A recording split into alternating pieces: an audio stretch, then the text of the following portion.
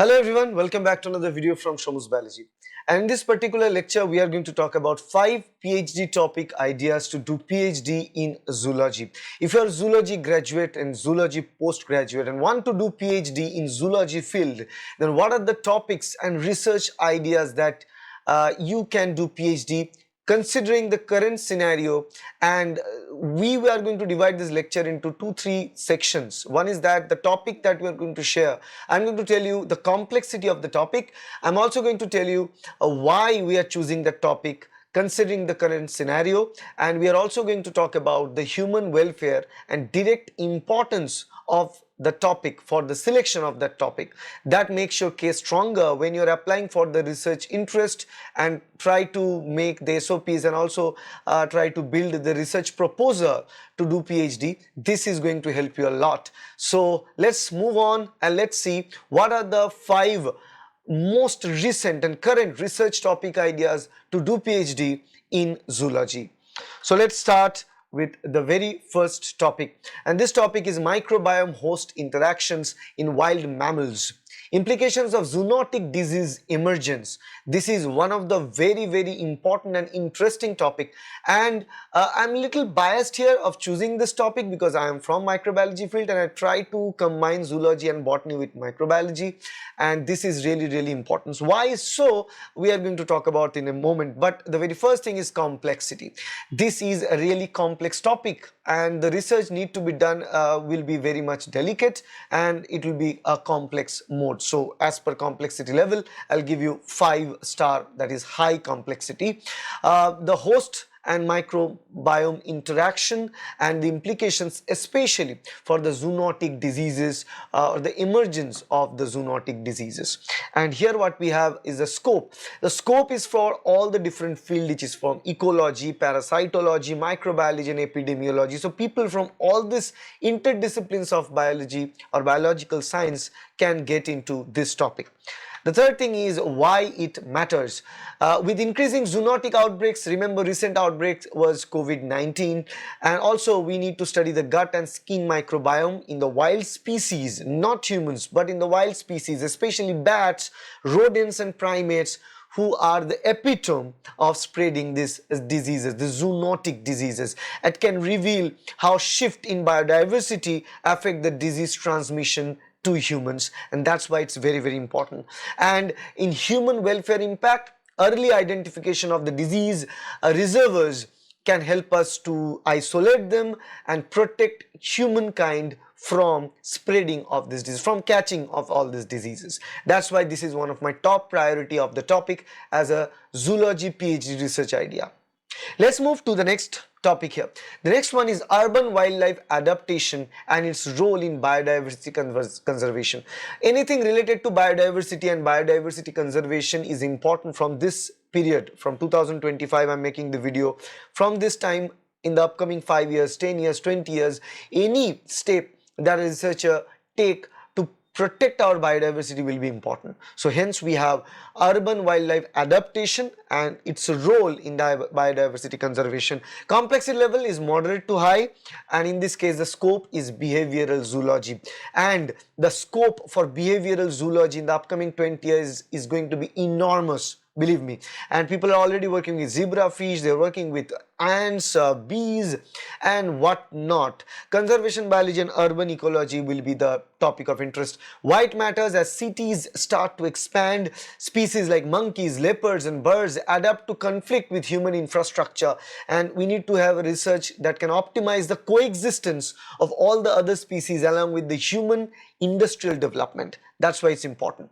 And reduced human animal conflict can reduce the impact of humans onto those species, because humans are driving those species to extinction, so we can prevent that. And also we can improve our urban planning and awareness of sustainable living with biodiversity. So whenever we use sustainability, then this is the topic to go.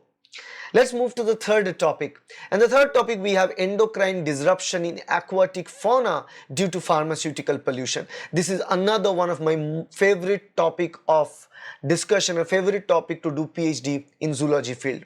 You know, pharmal toxins being disposed into the water and I live near one of the most important water body in India, and that is Ganga. I live very close to Hooghly River, and in fact we can see Hooghly River from the roof of our apartment. So staying here at the end phase of the Hooghly River, we can clearly see it's heavily polluted.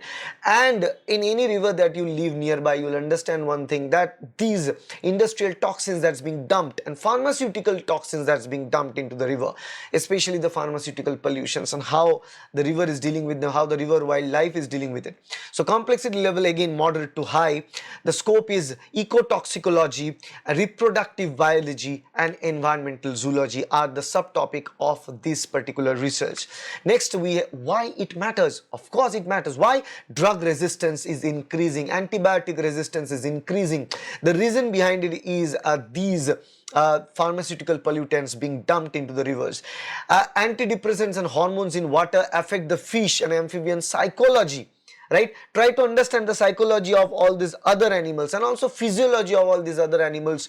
The reason there is antidepressants and hormones being dumped into the water, that has a severe impact on the water life, the aquatic fauna, they reside in this water.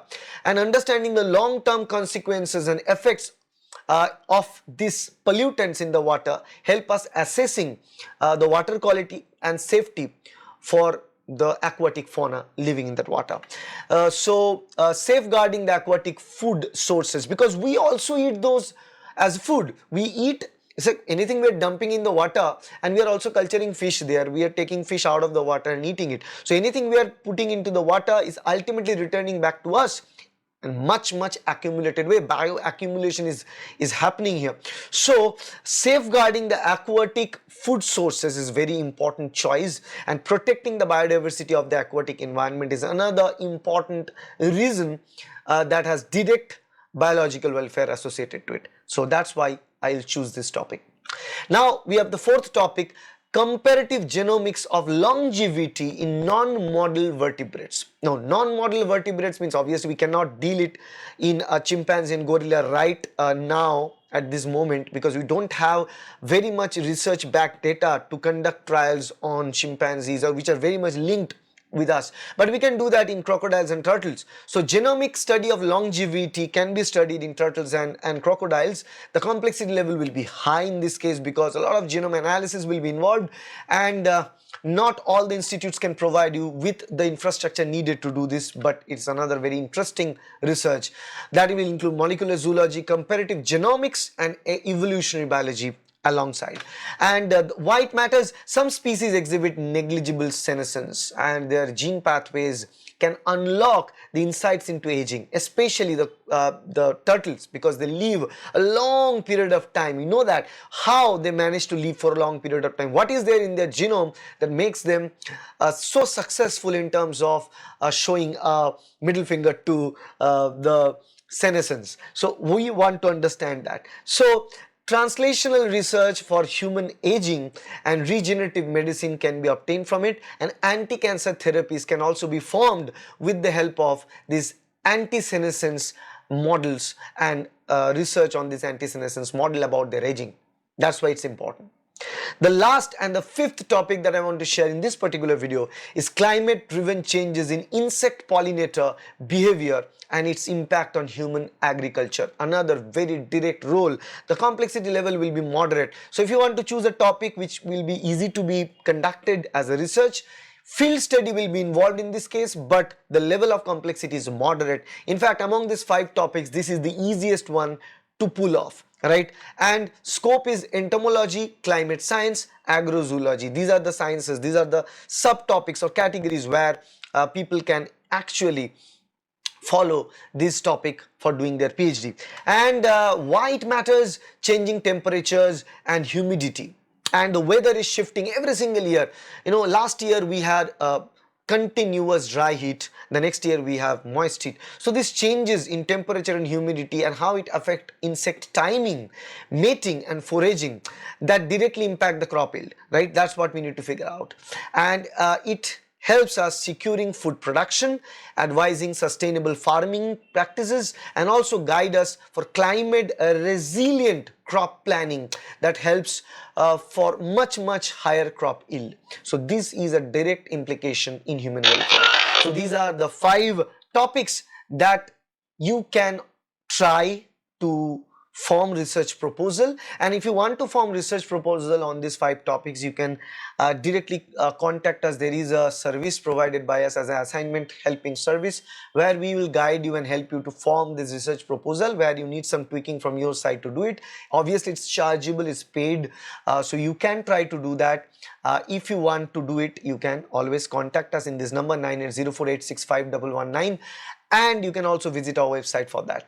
And if you want to get into PhD, first of all you need to be eligible to do PhD, and to get eligible to do PhD you need to qualify exam like CSA and NET, or the ICMR, JRF, or you need to be qualified the ISAs and other PhD entrance examinations, and we prepare for those. We have study materials for those, we have online coaching for that. So if you want to join that, the link is also there in the description. Visit our website www.shomusbiology.com. also download our app Shomus Biology, and you'll get to know about all the details about our online coaching and CSI and NET study material package, which will definitely help you to secure JRF, Junior Research Fellowship, to do PhD in your respective field. So that's it. If you like this video, please hit the like button, share this video with your friends and colleagues, and subscribe to this channel to get more videos like that in future. And also let me know in the comment which among these 5 topics that we shared you like the most. Thank you. Bye.